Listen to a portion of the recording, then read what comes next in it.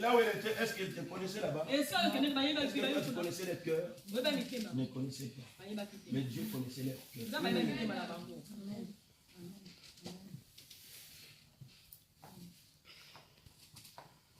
Dieu connaissait leurs cœurs. Ils sont des cœurs et des reins. Amen. Non, si tu n'as pas, si tu sens pas la tristesse quand tu vois que le culte ne passe pas bien, l'Esprit de Dieu ne t'a pas encore réveillé.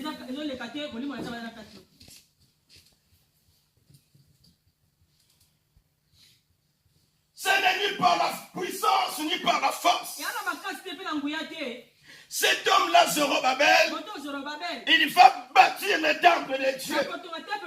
Il doit bâtir le temple de Dieu.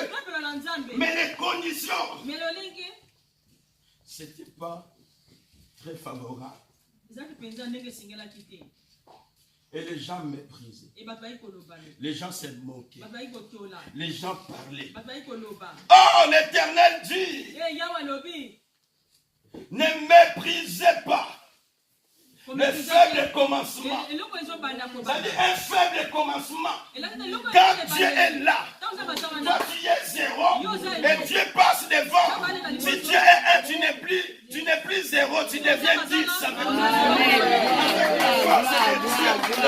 Alléluia. Amen. Dieu a dit, écoutez, ne méprisez pas ce faible commencement. Parce que Dieu, c'est un Dieu qui commence là où il n'y a rien, là où il y a le néant. Mais sa puissance agit. Dieu ne veut pas voir, non, ne veut pas voir quelqu'un qui va dire, moi je suis déjà complet, Seigneur, je suis venu devant toi, je suis complet. Comme tu es complet, le Seigneur te dira, tu vas t'asseoir chez toi parce que tu es complet.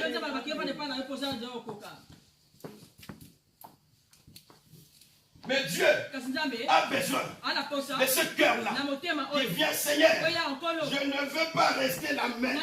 Je ne veux pas rester comme ça. Je ne veux pas, Seigneur de gloire. Je veux que j'avance. Je veux que je monte. Je veux que j'aille de l'avant. Je veux, Seigneur, que ma main, une main, que les gens voient, cette main peut produire le miracle. C'est possible avec la puissance de Dieu. C'est possible avec la puissance de Dieu. Moïse a levé les mains.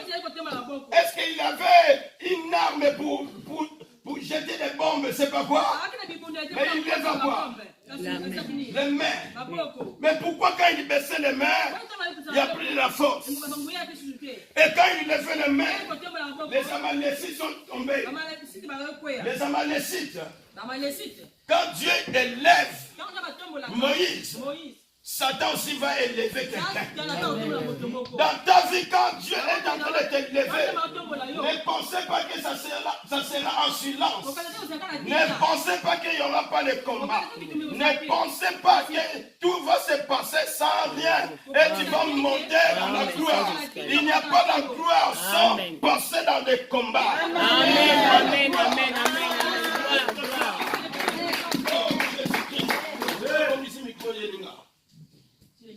Alléluia. Amen. Jésus-Christ aujourd'hui, il est assis à la droite du Père. Dans les lieux plus élevés au-dessus de tout. Mais Jésus-Christ, il doit être humilié. Il a accepté. Il s'est abaissé. Et il va passer au pressoir.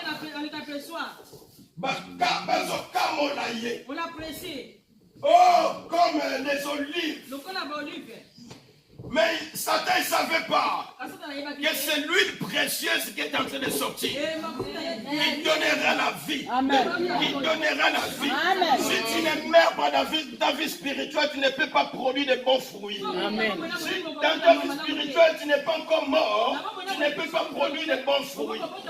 Tu rentreras dans cette porte-là. Tu rentreras. Les jours passeront. Mais tu ne produiras pas. Il a fallu que Jésus meure. Si Jésus n'était pas mort, il ne devait pas voir les multitudes de chrétiens aujourd'hui convertis partout dans le monde. Il a fallu que Jésus meure. Et toi, tu ne veux pas mourir. Même dans la prière, tu ne veux pas mourir. Dans ton comportement, tu ne veux pas mourir. Dans ta façon de servir, tu ne veux pas mourir. Tu veux toujours. Non. Laisse que ton nature charnelle, comment je peux dire, ton homme intérieur qui lui mène, laisse la place au Saint-Esprit, laisse la place à Dieu, tu vas renaître, afin que le Saint-Esprit commence à s'utiliser. Alléluia. Amen. Afin que le Saint-Esprit commence à agir en toi. Amen. Je sens la gloire de Dieu. Moi, je sens la gloire de Seigneur. Jésus-Christ est merveilleux. Dieu, il est tellement merveilleux. Jésus-Christ, il est guéri de maladies que personne n'a constatées. Amen. Amen. Personne n'a vu. Les scanners passent sur toi. On te dit, mais tu n'es pas malade. Mais tu te sens mal. Tu n'es pas malade.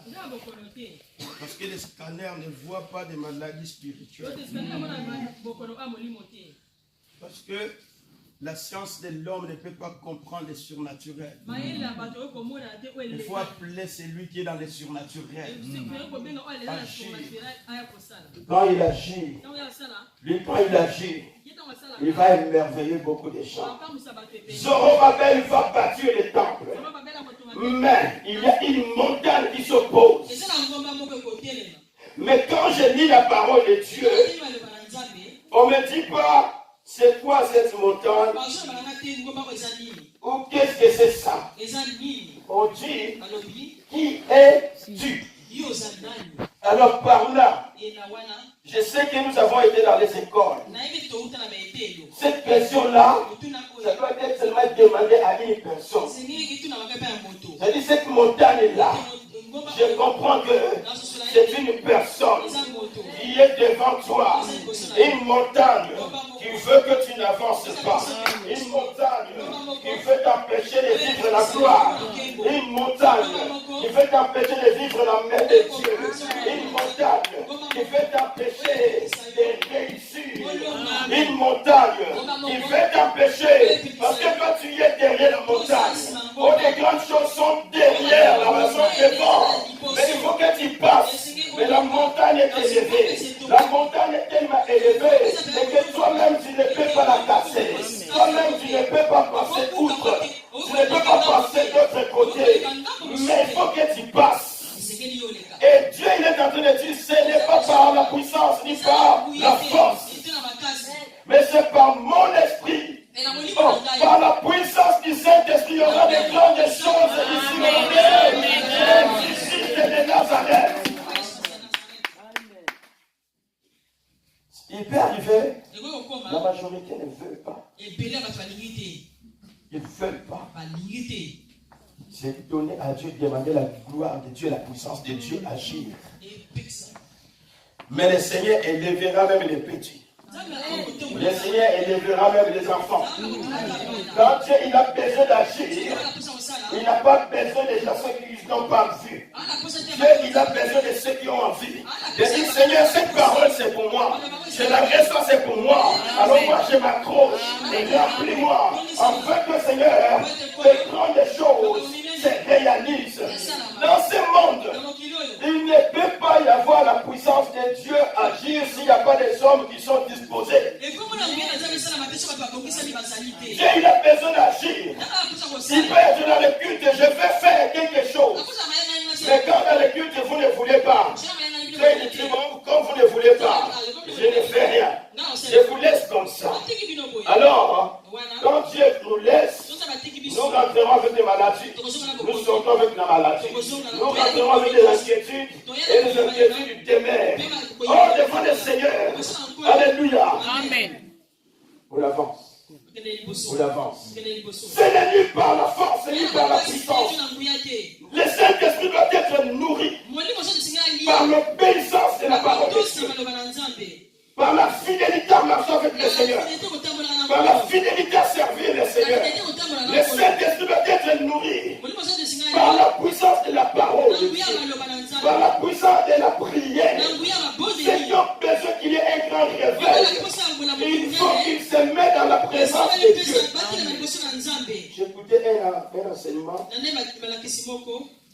Ce qu'on appelle aujourd'hui les réveils spirituels même aux États-Unis. Il y a un homme de Dieu, noir américain. Il paraît-il qu'il ne voyait pas. Il était avec un pasteur d'une petite église. Alors, il commençait à prier. Il commençait à prier. Il implorait Dieu. Il implorait Dieu. Il dit, Seigneur, tu dois manifester ta puissance. Seigneur, tu dois manifester ta puissance. Il paraît-il que quand il priait, il prenait une caisse. Il couvrait sa tête. Et sa tête était dans cette caisse-là. Pendant que l'adoration se chantait dans l'église, lui, sa tête couverte d'une caisse. Il était là, il à genoux, il priait, il priait, il priait, il priait avec insistance. Le pasteur Steve nous a parlé de ça un jour ici. Et qu'est-ce que Dieu a fait? Parce que cet homme l'a prié. Parce que cet homme l'a demandé la puissance de Dieu. Et l'aveugle ne voit pas. Alléluia. Mais les yeux du Saint-Esprit est dans sa vie, et dans sa foi. Les yeux du Saint-Esprit, les yeux de la foi. Voyez la puissance de Dieu, la grandeur de Dieu. Et pendant qu'il priait, le Seigneur, il a commencé. Le Seigneur a commencé un grand réveil qu'on connaît aujourd'hui, les églises de réveil. Aux États-Unis, ça a commencé dans une petite église. Il n'a pas besoin de stade pour faire un grand réveil. Il n'a pas besoin de gens qui sont normaux pour faire un grand réveil. Mais il a besoin de ceux qui sont disposés, ceux qui le cherchent de tout leur cœur, ceux qui ont besoin de vivre la gloire de Dieu. Oh, ceux qui sont préparés pour manifester la puissance de Dieu sur la terre. Peu importe le combat, mais ils sont prêts. Parce que le Seigneur est donné à la force de faire. Alléluia.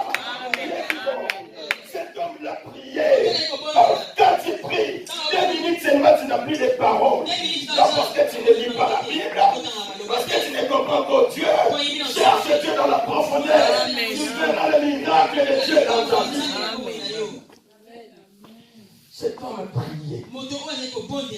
Et quand il levait cette caisse, il commençait seulement à parler de la puissance de Dieu se manifeste. La puissance du Saint-Esprit se manifeste. Le grand réveil a commencé. Les gens venaient de loin pour venir voir cet homme-là, pour venir voir quel est ce réveil qui est dans cette église. Le miracle se produisait. Il paraît qu'il y a quelqu'un que sa main, elle était coupée déjà. Sa main, elle était courte, c'est comme ça. Alors ses parents, ils ont dit, on va aller voir cet homme-là. Oh, un homme de Dieu va être un homme de la prière. Une femme de Dieu va être une femme de la prière. On descend, bien aimé, on descend. Si tu n'es pas encore homme de prière, je sens que tu n'es pas encore une femme, un homme de la prière. Alléluia. Cet homme-là, on l'a mêlé avec sa main. Et quand le pasteur l'a prié ce texte dans la caisse, il priait ce texte dans la caisse. Quand il enleva la tête de cette caisse, cet homme-là s'est approché. Et il a prononcé des paroles. La main de cet homme, ils ont cherché les médecins, ils ont rien fait. Ils ont cherché les médicaments, n'a rien fait. Mais dès qu'ils se sont approchés, on nous dit que la main de cet homme est poussée. La main de cet homme est poussée. La main de cet homme est poussée par la puissance du Saint-Esprit. Tout est possible avec Dieu. Amen. Il n'y a pas un magicien. Il n'y a pas un sorcier. sorcier, il n'y a pas un démon qui peut résister devant la puissance de Dieu. Quand la gloire de Dieu descend, quand la gloire de Dieu descend, quand la gloire de Dieu descend, l'Éternel ne perd. Alléluia. Amen. Ni par la puissance, ni par la force, mais par le Saint-Esprit. C'est par le Saint-Esprit.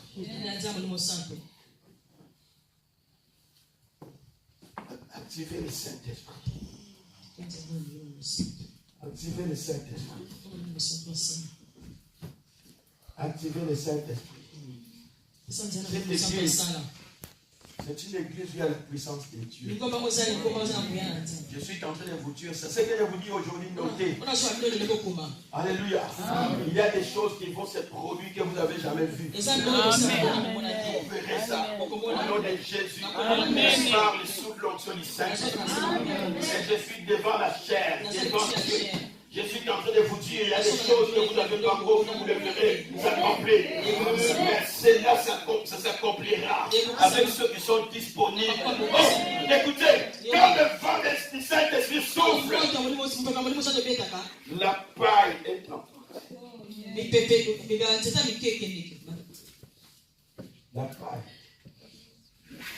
La paille. Vous allez vouloir ma petite.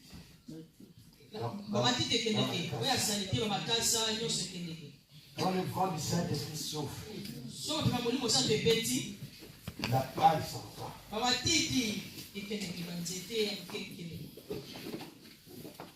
Psaume 1er, verset 4. La Bible dit, le méchant est comme la paille. Ils n'ont pas du poids de mal. Dans ta vie, la montagne qui peut s'élever, cette montagne, la Bible dit, ça sera aplani. Amen. Jésus-Christ, il est en train de dire, la montagne sera aplanie. La source vivante, la montagne sera aplanie. La montagne sera aplanie. Je suis en train de déclarer les paroles pour toi, Seigneur. La montagne sera aplanie. Qui est cette montagne qui est aujourd'hui, c'est pas Zorobabel, c'est moi. Aujourd'hui, ce n'est pas Zorobabel, c'est toi. Amen.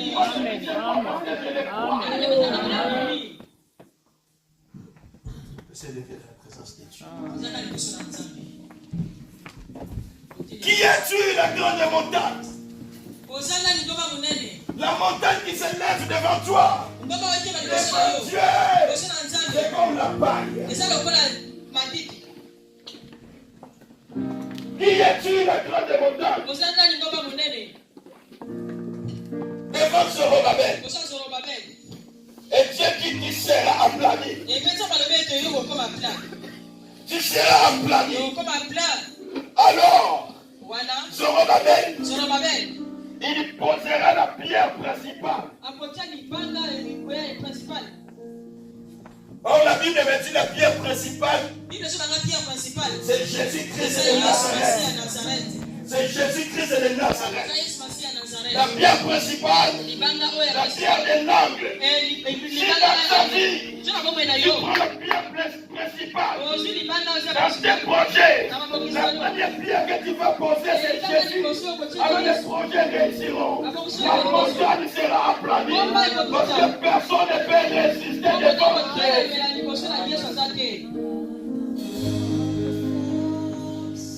Il dit, oh, il posera la pierre principale avec les acclamations. C'est-à-dire que les gens qui méprisent l'œuvre, les gens qui méprisent aujourd'hui la source vivante, ils acclameront au nom de Jésus-Christ de Nazareth.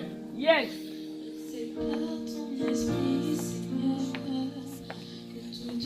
La Bible dit, c'est par les acclamations que Zorobabel posera la pierre principale. Il dire, oh grâce et grâce à elle. Ça veut dire c'est la diminution. Quand quelque chose est en train de se produire en toi, et les gens voyaient que cela était impossible. Alors quand cela s'est fait, ceux qui ont vu que c'était possible, ils seront les premiers. Ils seront les premiers à prendre aussi des nouvelles et à dire à quelqu'un, finalement on avait dit, et lui il ne pouvait pas les faire. Finalement on avait dit, et lui ne réussira pas. Mais on a compris. Il réussit. Il réussit. Oh, je suis en train de parler avec quelqu'un qui veut réussir. Je suis en train de